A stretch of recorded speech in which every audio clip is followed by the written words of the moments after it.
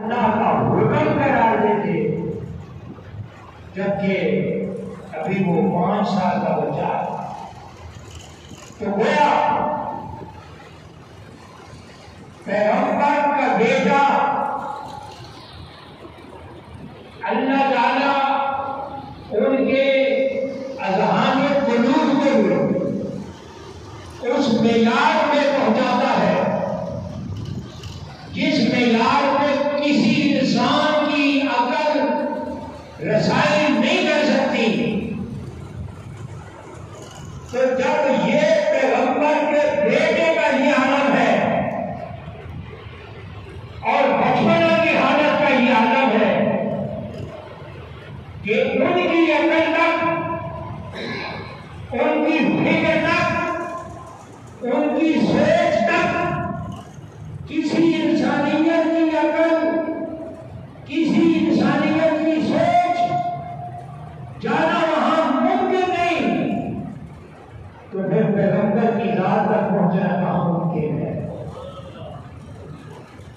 پھر یقین یہ بات ثابت ہو گئی کہ پیغمبر کی ذات تک کسی عقل کی رسائی ممکن نہیں، ان کے حقائق جاننا یہ انسانیت کے بس کی بات نہیں ہے۔ بس اتنا ہی یہ جان سکتا ہے جتنا اسے بتایا جاتا ہے،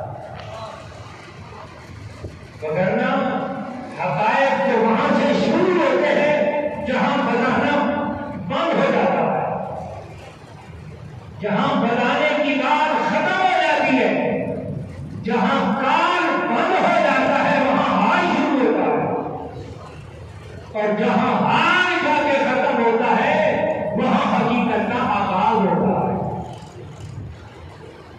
تو جہاں حال تک بھی کوئی نہ پہنچے وہ حقیقت کو کہاں ٹچ کر سکتا ہے، اور جو حقائق کو سمجھ بھی نہ پائے اور پھر اس رات پر اپنی عقل، اپنی فکر، اپنے کمزور علم کے پیمانے پر پیغمبر کو جانچے تو یہ گمراہی ہے۔ علامہ اقبال نے بھی بالکل کہہ دیا تھا،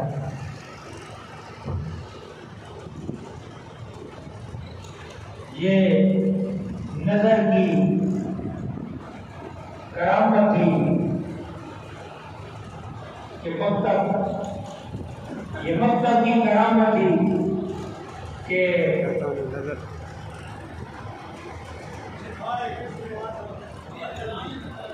یہ فیضان نظر تھا، یہ مقصد کی کرامت تھی۔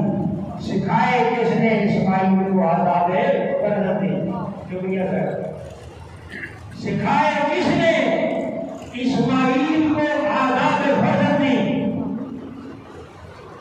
تو اسماعیل علیہ السلام کو یہ آداب فرزندانہ کس نے سکھائے؟ کہاں سے سیکھے؟ کون سا مقصد تھا؟ نظر کا یہ فیضان تھا۔ خود علامہ بھی حیران ہیں، علامہ اقبال خود حیران ہیں کہ سمجھ کو ابھی تک کوئی نہیں آئی کہ یہ کوئی نظر کی برکت ہے یا کسی مکتب کی کرامت ہے، سمجھ پھر بھی کوئی نہیں آئی، فیصلہ پھر بھی نہ کر پائے۔ تو پھر آخر اس کو امام حسین نے کہا، فانسو بلا ذات ہی معاشیت میں شرف ہے، فانسو بلا قدر ہی معاشیت میں نظر ہے۔ تو کہتا چلا جا پیغمبر کی ذات کی جانب، تو کہہ دے منسوخ کر دے، جہاں تیری عقل ہے، جہاں تیری سوچ ہے، فکر ہے، کہہ جا۔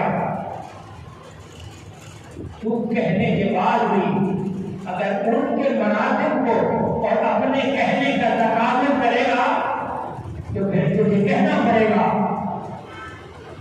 پھر تجھے کہنا پڑے گا غالب سنائے خواجہ بغیر نہ گناہ نے کہاں ذات بات کرتا بتانے محمد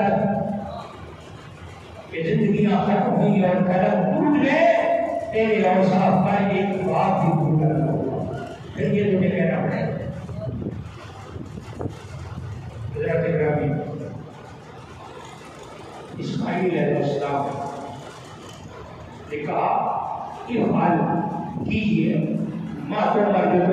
کیا گیا ہے۔ رہی بات میری، چونکہ باخبر تھے ذبح کیا ہوتا ہے، یہ نہیں ہے کہ یہ بے خبری میں کہہ رہے ہیں، ذبح ہونا معلوم نہیں، پتہ ہے ذبح ہونا کیا ہوتا ہے۔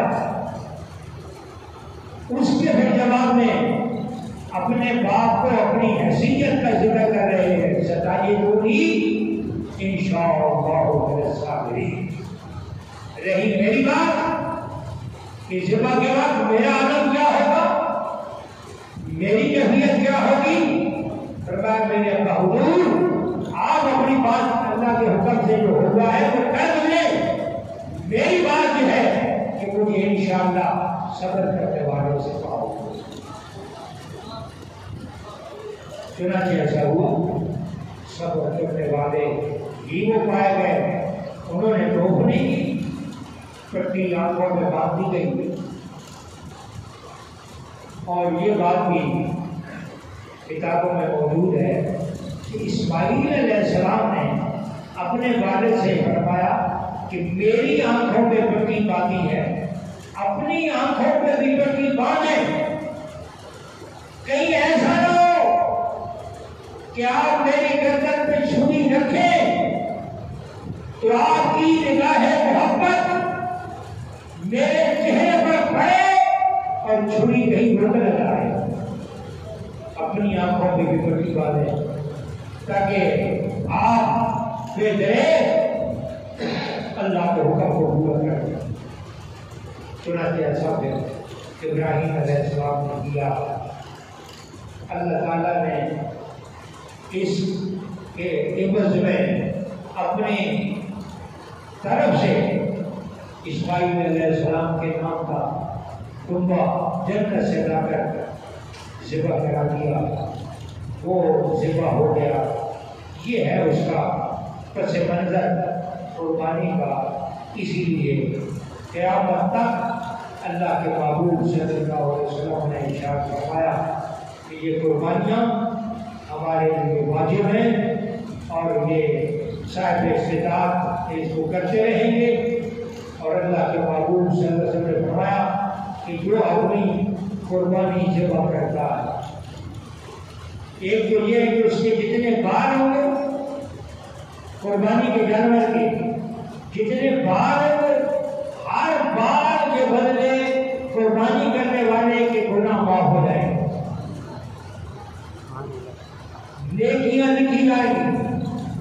دوسرا یہ کہ قربانی جب ذبح ہو، بسم اللہ اکبر جب پڑھا جاتا ہے، اس کے خون کا قطرہ ابھی زمین پر پہنچنا نہیں ہے کہ اللہ فرشتوں سے اعلان کروا دیتا ہے کہ اعلان کر دے کہ میں نے فلاں بندے کی کوشش کر دی ہے، قربانی کرنے والے کی کوشش کر دی، یہ اعلان ہو جاتا ہے۔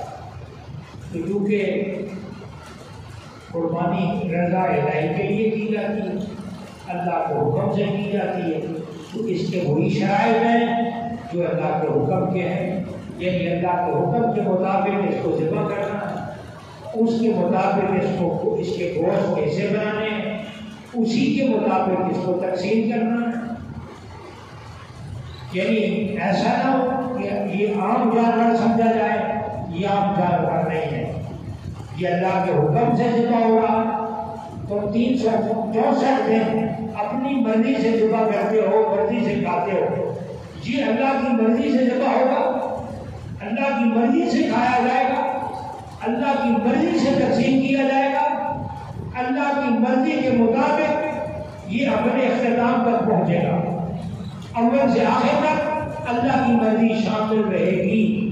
تو انسان کو چاہیے، بندہ مومن کو چاہیے کہ اس قربانی کے جانور کے اندر ہر سڑک پر، ہر قدم پر سوچے کہ اللہ کی مرضی کیا ہے، ذبح کے بارے میں اللہ کی مرضی کیا ہے، میں اس کو کیسے ذبح کروں، اس کا گوشت کیسے بناؤں، اس کا تقسیم کیسے کروں، کہاں تقسیم کروں۔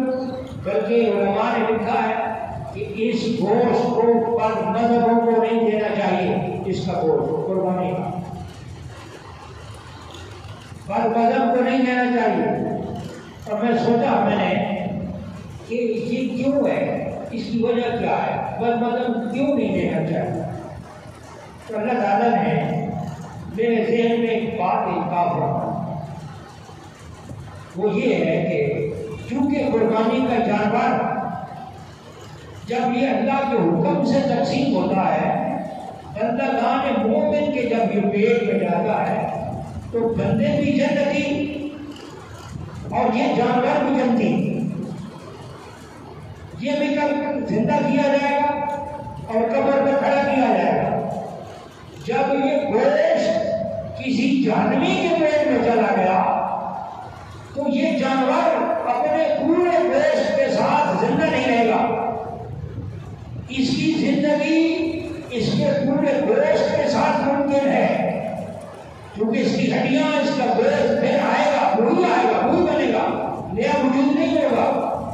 اللہ اس پر قادر ہے، جب وہی گوشت ہوگا تو چونکہ وہ گوشت بندگان مومن کے پیٹ میں جائے گا، وہ بھی جنتی ہوں گے، اور وہ جنتی ہونے کے ناطے سے ان کے پیٹ والا گوشت اس کو پھر جانور کو نصیب ہوگا اور یہ جانور پھر زندہ ہوگا۔ اور اگر وہ کسی بد مذہب کے پیٹ میں چلا گیا تو وہ گوشت کبھی جہنم سے واپس نہیں آ سکتا، جہنمی سے پھر واپس نہیں آ سکے گا۔ تو یہ جب گوشت واپس نہ آیا تو پھر اس کی زندگی ممکن نہیں ہے۔ تو اسی لیے علماء نے جو ذکر کیا ہے وہ حق ہے اور سچ ہے کہ اس کا گوشت کسی بد مذہب کو نہ دیا جائے۔ اللہ ہمیں سمجھنے کی توفیق عطا فرمائے۔ واخر دعوانا الحمدللہ رب العالمین۔ سب کو